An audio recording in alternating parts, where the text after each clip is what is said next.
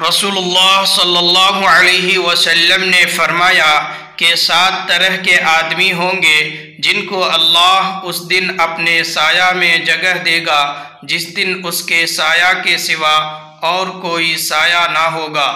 اول انصاف کرنے والا بادشاہ، دوسرے وہ نوجوان جو اپنے رب کی عبادت میں مصروف رہا، تیسرا ایسا شخص جس کا دل ہر وقت مسجد میں لگا رہتا ہے، چوتھے 2 ایسے شخص جو اللہ کے لیے باہم محبت رکھتے ہیں اور ان کے ملنے اور جدا ہونے کی بنیاد یہی اللہ کی محبت ہے۔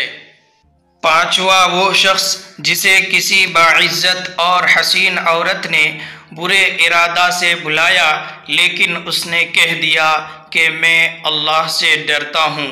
6واں وہ شخص جس نے صدقہ کیا مگر اتنے پوشیدہ طور پر کہ بائیں ہاتھ کو بھی خبر نہیں ہوئی کہ داہنے ہاتھ نے کیا خرچ کیا۔ 7واں وہ شخص جس نے تنہائی میں اللہ کو یاد کیا اور آنکھوں سے آنسو جاری ہو گئے۔